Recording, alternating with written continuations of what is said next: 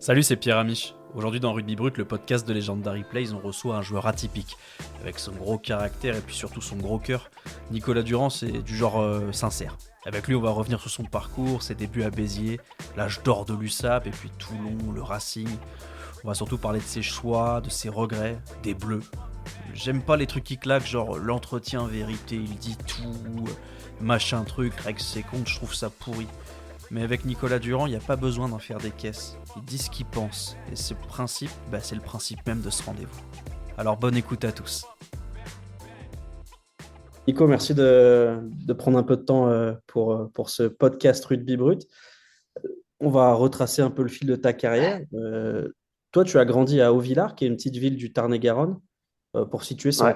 entre Agen et Montauban, c'est à peu près à 1 heure de Toulouse, c'est tout proche du Gers. Et pourtant, tu vas débuter par le foot. Qu'est-ce qui s'est passé? Moi, j'étais pas une famille de rugbyman. Du coup, j'étais dans mon petit village là, et puis quand t'es à la cour de récré, tu joues au foot. J'aimais beaucoup le foot. Et il s'est passé qu'après, je me suis retrouvé au rugby parce que en fait, le club, c'était pas très sérieux.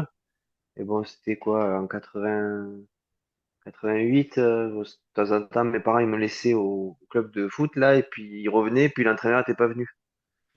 Donc, tu vois, Petit quand il même. n'y avait pas de portable, rien là, donc c'était en hôtel. Donc ils m'ont dit, ben sinon t'as qu'à aller au rugby à Valence, là-bas il y a le goûter, c'est cadré, c'est cool. Et puis, c'était à Et 10 minutes de puis voiture. ouais, Même c'est à pas. côté quoi, c'est Ouais. à 4 km le stade là, donc de chez moi. Et ça fait que je suis allé là-bas. Bon après moi je suis encore un mordu de sport, donc voilà, tous les sports m'intéressaient. Je jouais beaucoup au basket, au squash, tous les sports de balle. Et donc j'ai très vite accroché avec le rugby. Donc voilà, c'est là où je me suis senti le mieux en tout cas. Puis rapidement, donc tu passes par l'Avenir Valenciennes, puis rapidement, quand même assez jeune, finalement, tu es repéré par le géant du coin, le Stade Toulousain. Tu te dis quoi quand t'as quoi? T'as 15 ans quand tu signes au stade? T'es cadet? Euh, Qu'est-ce que tu te dis que le plus dur commence ou que le plus dur est fait en arrivant à Toulouse? Attends, parce que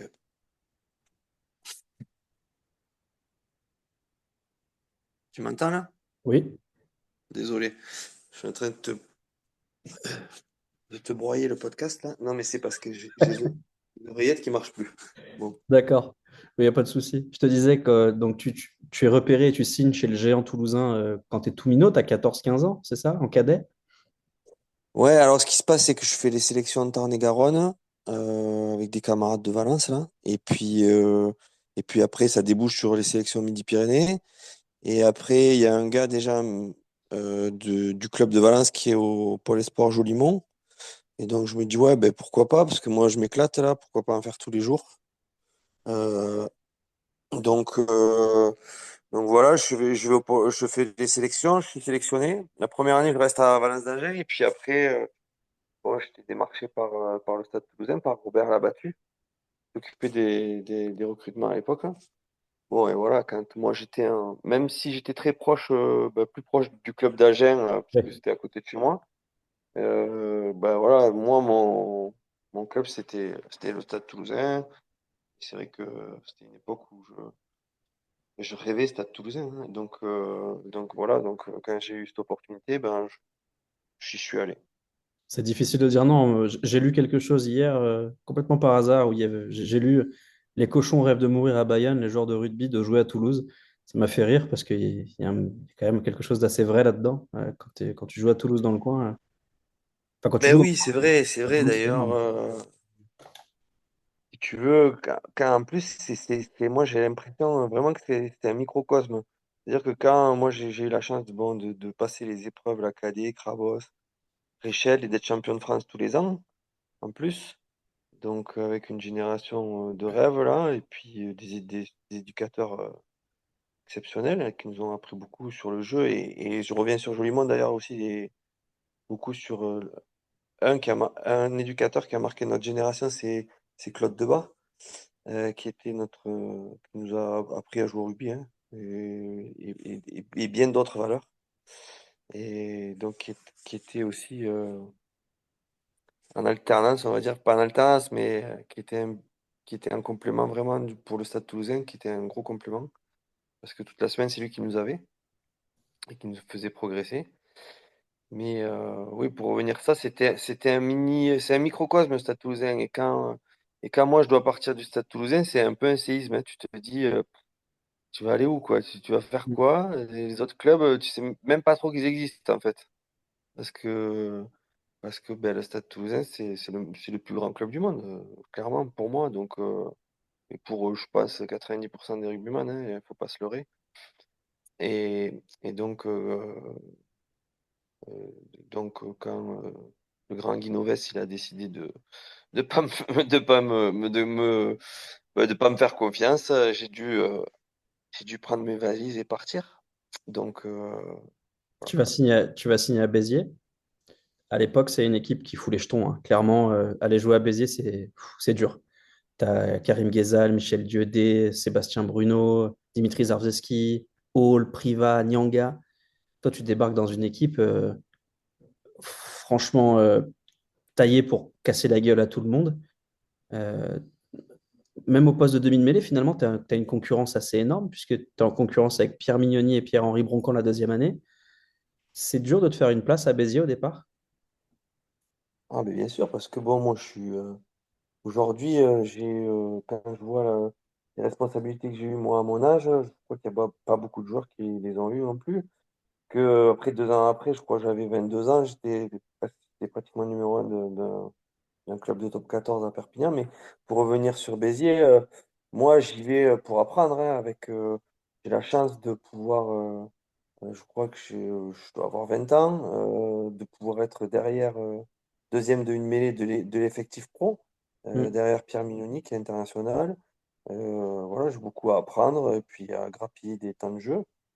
Et, et voilà, après, je suis impatient aussi, hein, je suis impatient, j'ai envie de croquer. Voilà, il y a Clément, Fred, Chalac, Clément Poitronneau Quand du temps de jeu. qui étaient de ma génération, qui sont déjà champions de En France France. avec ben, la grande équipe, hein, Mm. qui m'ont quitté en Richel et qui sont allés vivre d'autres aventures. Bon, et moi, mon parcours, il a été différent, donc c'est vrai que j'ai les crocs quand même. Tu vas faire 2 saisons à Béziers, puis tu vas faire ce que peu de joueurs font finalement. Tu vas partir à Perpignan, le club ennemi. Euh, Moi, ce qui me bluffe, c'est que tu l'as dit, tu as 22 piges et tu t'imposes tout de suite. Tu es indiscutable. Je crois que la première saison, tu fais 31 matchs, dont 29 comme titulaire. Enfin, ça paraît complètement démentiel. Tu t'attendais à t'intégrer aussi vite, aussi bien et à t'imposer aussi rapidement? Non, non, non, pas du tout. Pas du tout, pas du tout. Après, voilà, moi jusqu'à 22 ans, hein, j'ai eu des cours de circonstances un petit peu malheureux qui ont fait que voilà, on me donnait pas ma chance. Et j'en ai eu un très heureux quand je suis arrivé à Perpignan. C'est-à-dire que moi, j'arrive à Perpignan, ils viennent de jouer une finale du championnat en 2003. Il y a eu David Gusto qui est international, mais il est blessé 6 mois, le début de saison, quoi. Et du coup, voilà, j'ai enfin le 9. Presque, on est obligé de me le laisser. Donc, non, mais, et moi, je veux plus le lâcher, quoi. Donc voilà, et puis j'ai appris, j'ai mûri, voilà. Il y a plein de choses qui ont fait que j'ai eu beaucoup de déceptions, beaucoup de moments difficiles aussi. Et puis c'est ces moments, en fait, quand tu es au fond, qui font que ben, tu apprends des choses, tu progresses, tu t'endurcis, tu cherches des solutions. Tu dis, ben, attends, pourquoi toi, tu n'y arrives pas?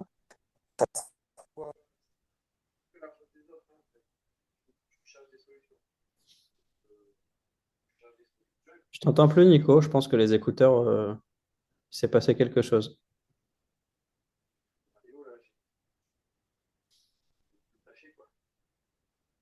Je t'entends plus. Il y a un problème de son. Ah, attends.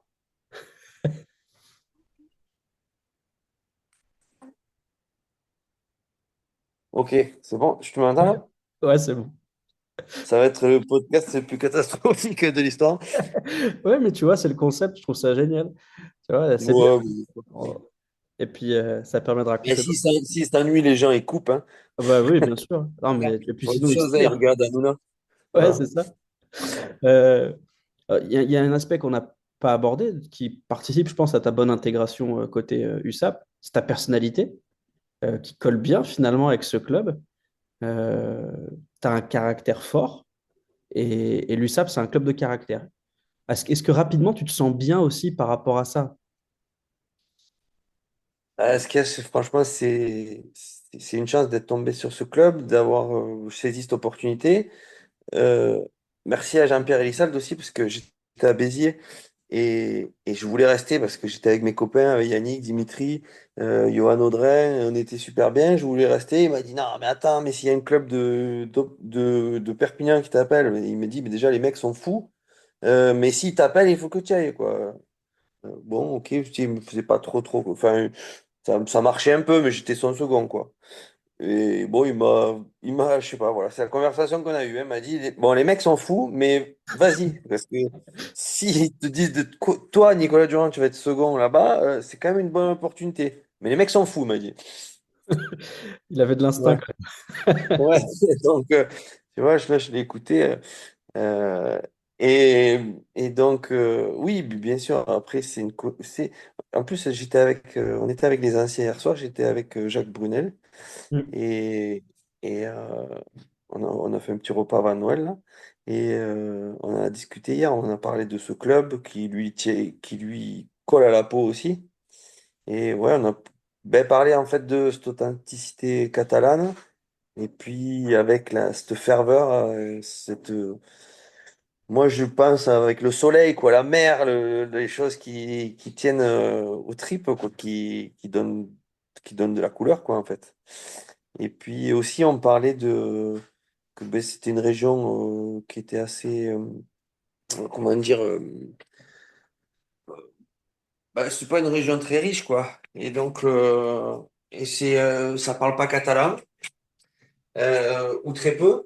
C'est la Catalogne du Nord, quoi. C'est la Catalogne un peu plus pauvre. C'est pas le Barça, c'est pas.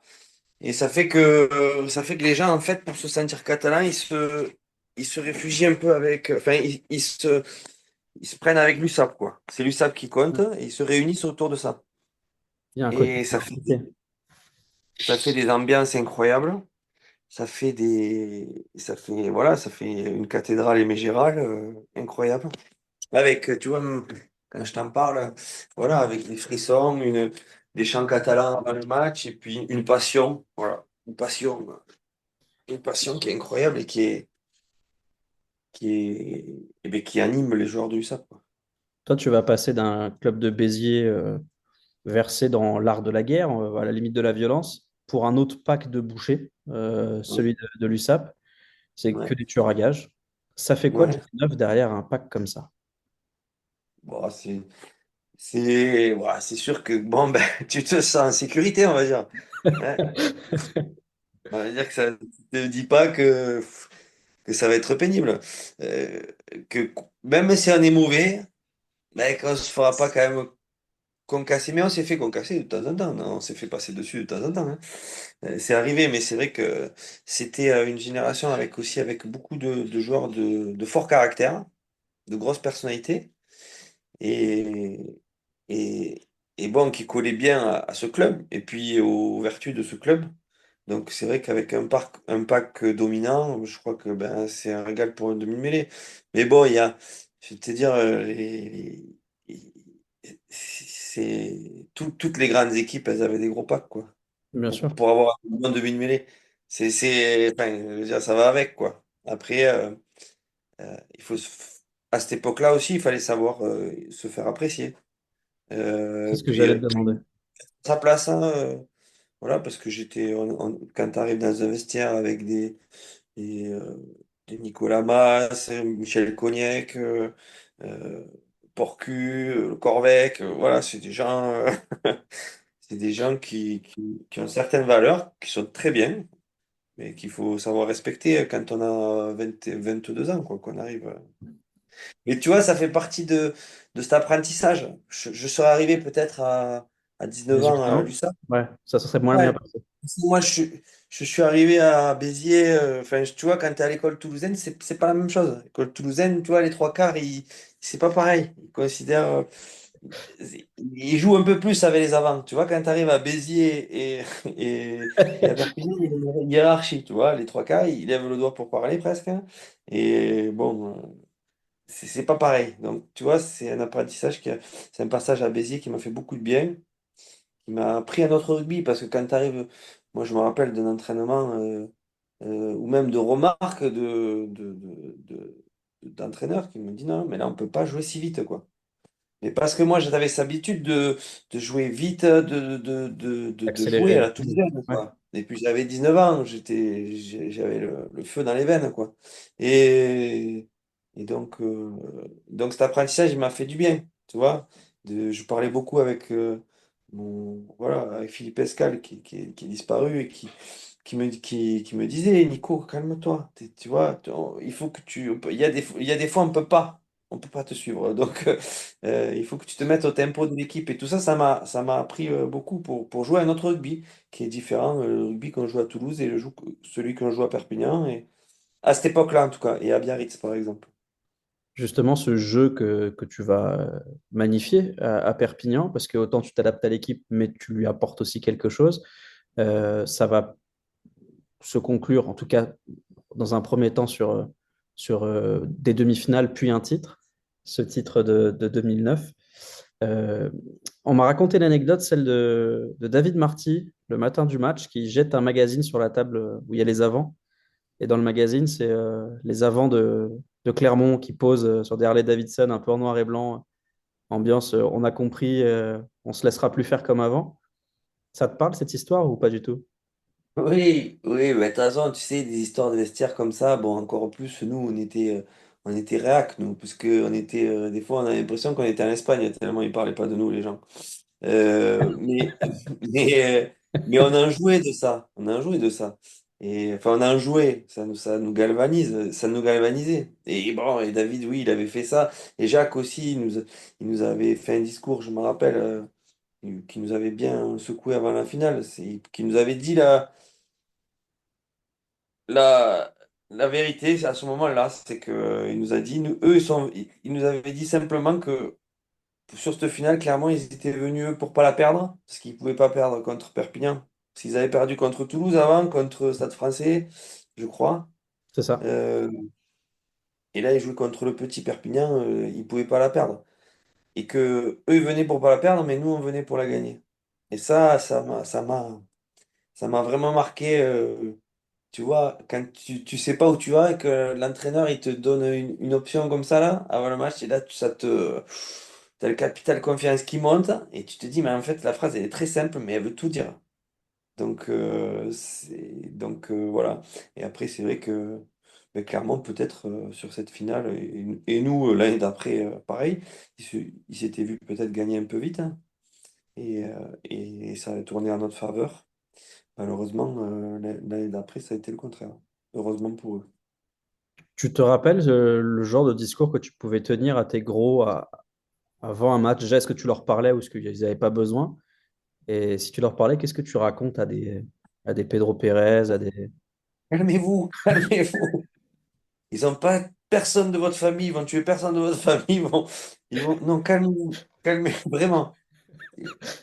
Ouais, t'avais pas besoin de les Non, remonter, quoi. mais moi, j'étais pas vraiment sur du discours en commun, mais j'allais beaucoup individuellement me discuter avec les mecs avant les matchs et leur dire ce qu'on allait faire, comment on allait le faire, ce que je voulais qu'on fasse ensemble, qu'ils se concentrent peut-être sur ça, sur des choses voilà. J'étais plus sur, et pareil, il y avait les trois quarts de la discussion pour être, on va dire, OP avant de rentrer. Mhm. Qu'on soit clair. Genre, on se parle, on se dit ce qu'on fait et on peut pas se mentir, là, on est deux, hein.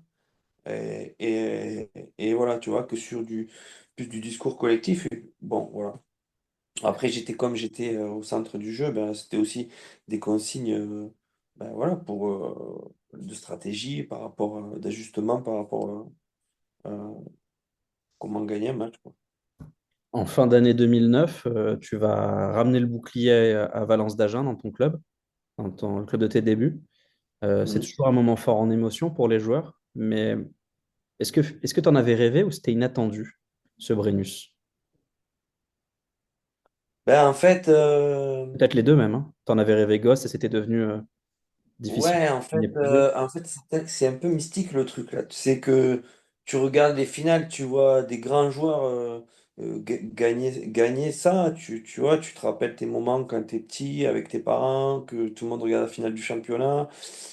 Voilà, c'est un grand moment. Et puis bon, tu te dis pas forcément, je vais gagner le bouclier de Brennus. Tu te dis que c'est extraordinaire. Et puis après, petit à petit, en fait, quand le jeu se resserre, quand la pyramide, tu montes petit à petit dans la pyramide et que tu gravis des échelons, ça se rapproche un peu, tu te dis, attends, ça sent bon là, non? Voilà. Donc à un moment donné, tu t'en rêves, quoi. À un moment donné, c'est vrai, mais ça vient pas, enfin, je sais pas, on peut pas dire que j'en ai rêvé à 8 ans ou à 10 ans, quoi, parce que c'est tellement loin qu'en fait. Moi, j'avais besoin un peu de voir le chemin avant de me dire que je vais toucher ce truc-là, quoi. C'est drôle parce que moi, je me rappelle très bien de mes rêves de gamin, taper des drops en finale de Coupe du Monde alors que je jouais talonneur, tu vois. Bon, ben, Ouais, il y en a qui se contentent de les rêver, hein, tu vois. Ça me... ouais, tu vois, moi, j'étais peut-être un peu plus terre à terre, Ouais, je pense. mais bon, dans un coin de la tête, j'en ai rêvé. Tu Il y a un chapitre qu'on va malheureusement évoquer un peu rapidement parce que ça a été fugace, c'est l'équipe de France.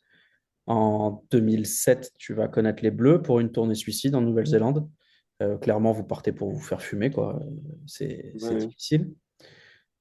À cette époque-là, tu restes sur quatre demi-finales et deux finales en 2010, en gros, si on fait le bilan. Ah, t'es fort, hein, t'as bossé, hein. Ah bah bien sûr, attends. Le gars, il n'est pas là en touriste, hein. Pourtant, tu vas pas vraiment avoir ta chance en bleu. Est-ce que tu as compris pourquoi? Pourquoi est-ce que tu n'avais jamais trop eu ta chance? Non. Qu'est-ce que... Après, si tu veux, jusqu'à 2007, Euh, bon, mais je suis peut-être pas à maturité, quoi. Tu vois, je fais des erreurs encore, je gagne pas de titre, je suis un, un perdant de demi-finale avec mon équipe et tout ça. Donc, bon, voilà. Et malgré tout, je fais des Français, je suis le cursus, quoi. Je fais les Français, je fais pas mal de Français, où je fais quelques stages, quelques préparations même pour la Coupe du Monde, cette tournée. Et voilà, où je suis très content d'être sélectionné d'ailleurs. Et où j'ai mes deux premières capes face aux All Blacks, et mes deux dernières d'ailleurs.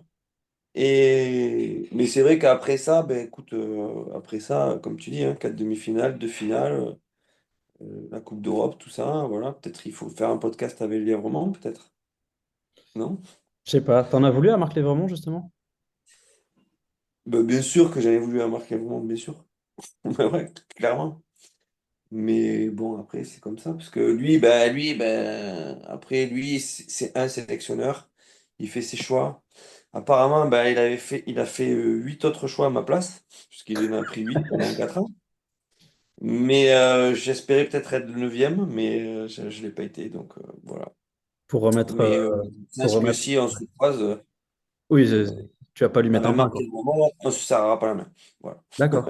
Non, je plaisante, je plaisante. Mais bon, voilà, enfin, je peux pas lui dire que c'était super ce qu'il a fait, donc voilà. Puis En tout cas, je n'ai pas eu, jamais eu d'explication non plus. ok. Peut-être que... Mais après, tu vois, aujourd'hui, ça fait un peu aussi le mec, ouais, j'ai pas été en équipe de France, donc bon, oui, c'est non, comme mais ça, tu peux c'est des être en choses. paix avec ça aujourd'hui et pas l'avoir compris à l'époque. Et voilà, c'est ça. L'un n'empêche pas l'autre, hein. Oui, mais bien sûr que je suis en paix parce qu'aujourd'hui, Ouais, aujourd'hui, j'ai autre chose, j'ai une autre vie. Moi, voilà, pour moi, la vie derrière, elle est derrière, quoi. Maintenant, j'avance. Donc, je veux dire, je peux pas, ça serait ridicule de se nourrir de ça tout le temps. ouais. Et voilà, Bon, il y en a qui le maintenant. font, mais Oui, voilà. ce serait pas très Non, moi, complet, c'est pas quoi. mon. Ouais, non, c'est pas mon truc. Et puis bon, c'est comme ça, comme je te dis, c'est des choix. Jeune, Donc, on t'a comparé à des chefs de guerre. Je te dis ça parce qu'il il y a des choses qui reviennent. Le petit Napoléon, qui est revenu quelques fois. Le petit prince d'Auvillard, quand tu raccrocheras, ce sera le titre de la dépêche. Cette image de leader, tu l'as cultivé ou c'est un truc qui est venu comme ça naturellement? Ou c'est peut-être même par rapport à ton physique, à ton gabarit, est-ce que tu dégageais, mais que tu te ressentais pas comme ça? Voilà, après, dire que j'ai pas de personne. Enfin, non, moi, je me sens pas chef de guerre. Mais par contre, je, je me fais apprécier parce que, parce que voilà, je suis honnête, hein, déjà. Et puis, je suis sincère comme gars. Donc voilà, après, parfois aussi, on fait, tu sais, on classe les gens, mais sans vraiment trop les connaître, quoi. Et de dire, même parfois, on me disait que j'avais mauvais caractère, mais j'ai pas mauvais caractère, c'est juste que je suis sincère, j'aime pas quand c'est pas juste. J'essaye de comprendre aussi, voilà. Donc, des fois, quand on essaye de comprendre, ben, on pose des questions qui dérangent. Et donc voilà, mais je suis loin de cette personnalité. Peut-être des fois on peut donner, mais il y a plein de gens comme ça. Quand on fait le bilan de tes clubs, finalement, tu as donc fait Valence d'Agen, Toulouse, Béziers, Perpignan, puis le Racing, le Loup, Toulon. Est-ce qu'il y a des clubs où tu as regretté, où tu t'es dit, j'ai fait une connerie, j'aurais pas dû signer? Ben, j'ai- en fait, pour être honnête, hein, j'ai fait une connerie quand je suis revenu à l'USAP en 2013, là.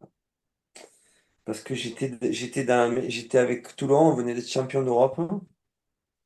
J'avais fait quand même 20 feuilles, bon, pas beaucoup de titulaires. Il y avait Fred Michalak et Sébastien qui était, Titi qui était titulaire. Mais surtout, j'étais dans l'équipe du monde, quoi. Et, et C'était dans la Dream Team. je me suis pas rendu compte, quoi. Je me suis pas rendu compte. Enfin, bien sûr, je m'en suis rendu compte. Un champion d'Europe, c'était génial. En plus, il y avait une super ambiance. Jouer à Mayol, c'était aussi extraordinaire. Voilà, vraiment un club qui m'a marqué parce que Mayol, c'est quelque chose. Et, euh, mais bon, en fait, il y a eu la blessure de Florian Cazenave et l'USAP m'a rappelé en tant que joker pour revenir. Et en fait, c'est le cœur qui a parlé. T'as pas pu refuser, quoi. Et ouais, j'ai pas pu refuser. Et puis je suis tombé avec un club là qui ressemblait plus du tout au club que j'avais laissé. Et avec des entraîneurs avec une mentalité qui avait rien à voir avec les gens que j'avais laissés, qui collait pas du tout avec l'USAP, là, c'était Marc Delpoux. Euh, bon, et voilà. Et puis en fait aussi, qui m'avait fait venir, et au final. Il, me il me recrute et puis il me filait pas une confiance, enfin, il me filait pas vraiment les clés du camion, quoi. Donc en fait, je comprenais pas. Bon, on a vécu une saison très difficile, par contre. Donc ça, c'est un peu un regret. Après, sinon, j'ai eu la chance de passer un petit peu partout et de tomber sur des super joueurs, des générations, des bons entraîneurs et de gagner pratiquement à chaque fois, T'as mis à dû te part mouiller au la nuque Racing. quand même en passant de l'USAP au Racing. Là, t'as dû. Il faisait un peu frais, non, au niveau de l'ambiance. Ça devait être pas tout à fait Ouais. tout le monde. Ouais, ben alors, écoute, il y avait quand même franchement, il y avait une bonne ambiance que...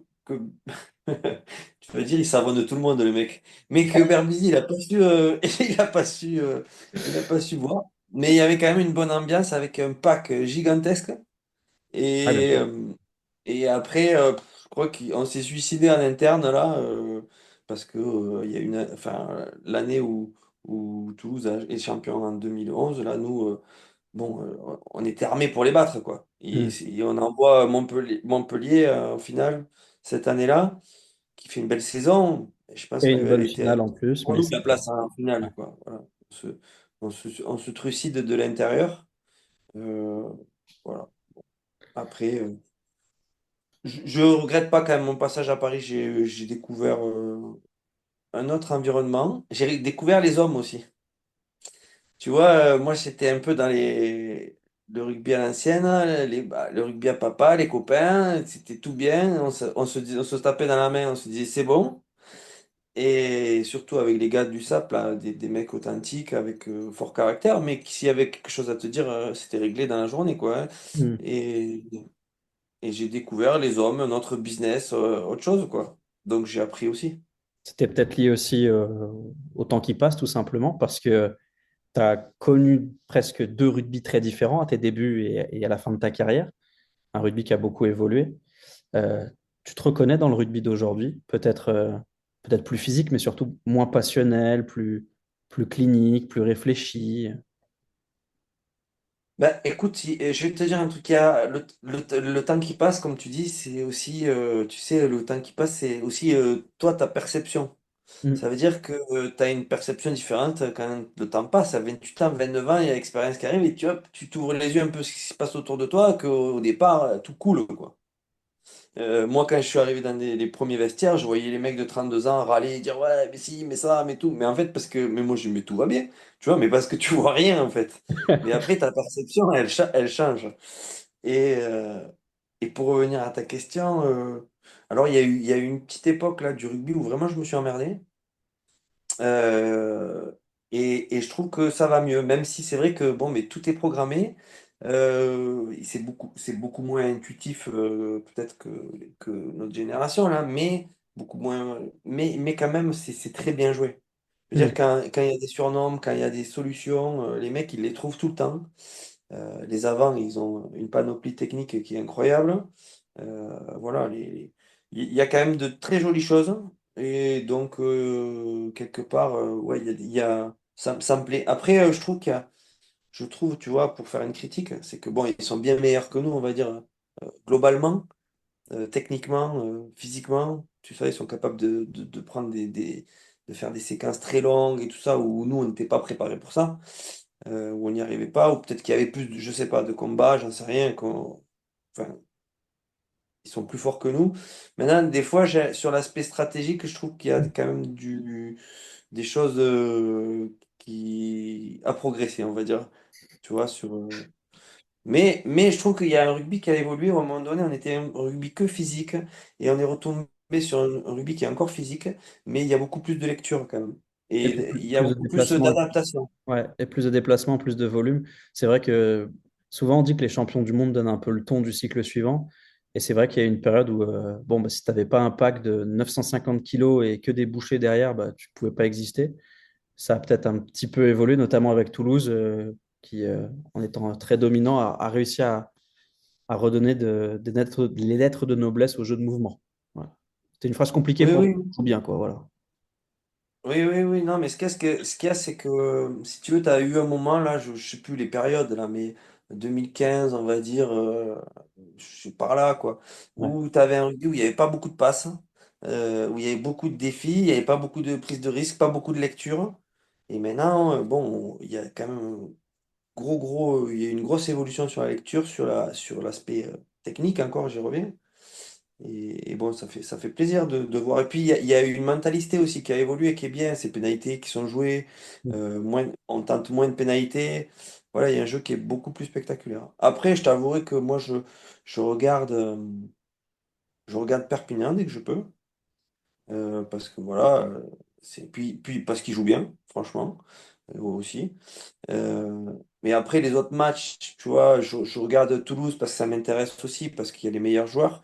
Mais je regarde Toulouse quand il y a une possibilité qu'ils perdent. Non pas que je veux qu'ils perdent, tu Oui, vois, mais tu mais veux voir qu'il des y ait un matchs. peu de suspense, quoi, qu'il y ait un peu un match. Mais après, les autres matchs, j'ai un peu moins d'intérêt. Parce que c'est un peu, comme tu dis, c'est peut-être un peu rébarbatif, mais voilà. Mais après. Écoute, moi je suis aussi réconcilié avec l'équipe de France hein, parce que on n'a Oui. pas, c'est une période qui était pas terrible hein, où franchement tu regardais l'équipe de France, enfin tu la regardais plus, moi je la regardais plus Tu et puis regardais, mais moi c'était une souffrance, quoi. C'était dur. ouais, ouais non mais même je regardais plus, hein, je t'avoue je Ok. regardais plus. Il y avait des joueurs qui n'avaient pas le niveau d'être en équipe de France et qui y étaient, ouais, qui n'avaient pas le niveau international. Et voilà, après, moi, j'étais peut-être un peu, je râlais un peu, tu vois, sur les mecs. Je me disais, ah, ils sont en équipe de France, ils n'ont pas le niveau. Moi, j'étais pas, j'avais le niveau. Enfin, tu vois, c'est Ouais. aussi ça, tu vois. Faut pas, je suis pas, je suis honnête, hein. Et, mais, Mais aujourd'hui, enfin depuis qu'il y a Fabien Galtier, non pas que je fais sa promotion ou son, tu vois, mais depuis que, voilà, on a une équipe de France qui est conquérante, qui joue bien, on a des joueurs attachants, on a des joueurs qui j'ai l'impression là, qui ont un socle de joueurs en tout cas, qui sont copains depuis petit, qui sont pas loin de chez moi là, du Gers, avec une mentalité que j'apprécie et qui forment cette équipe de France et cet état d'esprit et que j'aime beaucoup. J'aime beaucoup parce que, et comme la plupart des Français, parce que ils nous ressemblent un peu, quoi. Enfin, voilà, Ils ont l'air normaux. ouais, ils sont normaux et puis je sais pas comment dire, voilà, je Ils te sont dis attachants, tu l'as dit. Il y a ils un côté transpirent de attachant. bonnes valeurs, quoi. Ouais. C'est des mecs qui transpirent des bonnes valeurs, d'humilité, de travail, et puis ils nous font plaisir, quoi. Et puis ils se font plaisir aussi, ça se voit. Ma dernière question, c'est toujours la même dans ce podcast. Pour conclure, Nicolas, tu as gagné tous les titres possibles depuis cadet. Tu as joué au niveau professionnel pendant quasiment 17 ans. Tu as connu les Bleus, même si c'était extrêmement rapide. Tu as eu le bonheur de chanter la Marseillaise avec le coq. Est-ce que quand tu te retournes, tu es fier de ce que tu as accompli? Oui, bah oui, forcément, forcément. Forcément, parce que si tu veux, moi, en plus, je te dis, je suis un peu terre à terre et tout. Quand tu te dis que d'où tu viens, moi, je viens d'une famille, ça n'a jamais joué au rugby. Et, entre guillemets, j'étais toujours considéré comme un branleur, hein. Et quand je me dis et que, voilà, même quand des fois, quand je suis souvent à Valence d'Agen, et les mecs, ils me disent, pff, bon, parce que j'ai pas fait que des trucs, j'ai Que fait des des trucs bêtises top? aussi. Je l'étais un peu, tu vois, on le disait pas pour rien non plus. Oui, t'es pas que l'image, quoi. Mais tu sais que, ouais, tu sais, Jacques, on a parlé avec Jacques hier, encore Brunel, et il avait fait une belle analyse sur moi, là, que chez lui, il y a pas longtemps, et qui avait dit que j'étais un savant mélange de... Non, j'étais le parfait équilibre entre l'eau et le feu. Ça veut dire que j'étais très organisé, mais et que je marchais quand même à l'instinct. Et donc, tout ça, en fait, ça fait que tout ce que j'ai fait, je me le suis un peu... toutes mes erreurs, elles sont pour moi. Et donc, ce que j'ai réalisé, ben, j'en suis fier parce que c'est pour moi aussi. Mais après, de temps en temps, j'ai payé pour voir, hein, avec un peu d'insolence, un peu de je m'en foutisme, hein. Mais après, je me suis rattrapé, quoi, on va dire. Voilà, c'était Rugby Brut avec Nicolas Durand, l'empereur d'Auvillard. J'espère que vous avez aimé ce podcast. Parce que moi oui, et pas juste parce qu'il m'a flatté, hein. J'ai juste eu l'impression de discuter avec un copain au café du matin, parce que Nicolas Durand a rien à prouver et rien à vendre. Et parce que se replonger dans la réalité d'un vestiaire, même si c'est à travers les souvenirs d'un seul bonhomme, eh ben c'est merveilleux. Pour ne rien louper des prochains rendez-vous comme celui que je viens d'avoir avec Nicolas Durand, vous pouvez vous abonner au podcast et vous pouvez aussi me poser vos questions, me soumettre des idées pour les prochains invités, ou juste me dire que vous aimez pas, hein, sur les réseaux sociaux de Legendary Place. Et moi je vous dis à très vite pour un nouvel épisode de Rugby Brut.